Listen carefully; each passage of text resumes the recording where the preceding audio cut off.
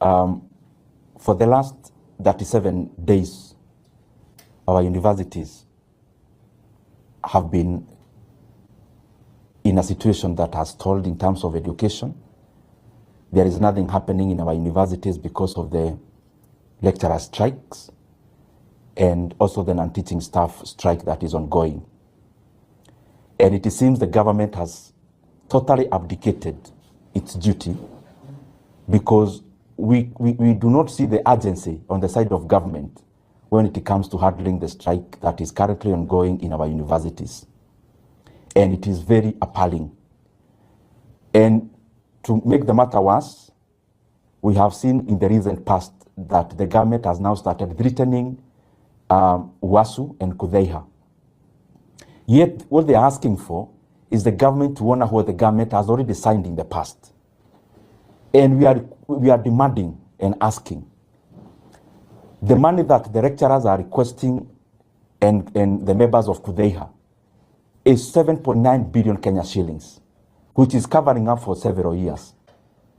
And if you look at how the government has been spending money in the recent months, as it was actually released by the government itself, we have seen that the preference of releasing exchequer or money has gone into votes that are engaged in political management. That is why you see the operations and management budgets in the big offices.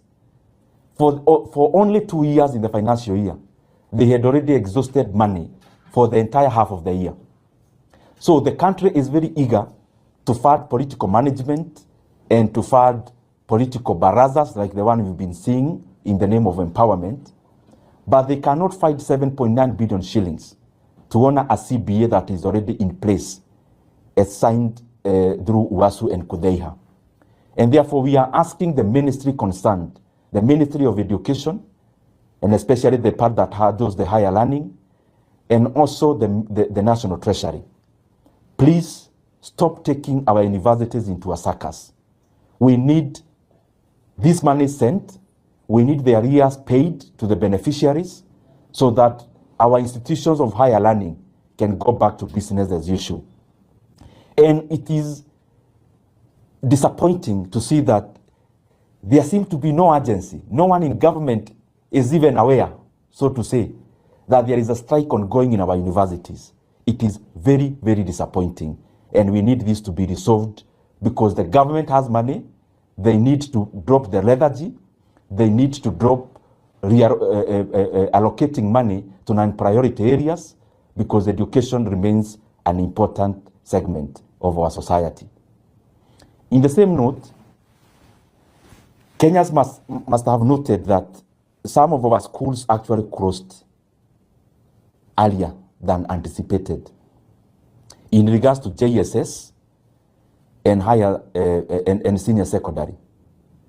And it is basically because the government also refused and abdicated to send money for capitation to the JSS learners and to the schools in the senior secondary.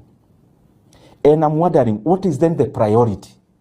We seem to have our priorities upside down because what we say in public, and especially what the government says in public, they don't seem to want to honor it when it comes to where the rubber meets the road. That our schools across the country received just a small fraction of capitation. And some had to actually close earlier because they had no money to run the schools for the remaining days. It is important that we bring back education to where it belongs in Kenya. And it belongs to a higher pedestal. And it belongs to a higher priority. So that even before we engage in ostentatious political fundings, let us focus our mind into funding education and take the primacy of education with the respect, with the weight that it deserves. Yeah.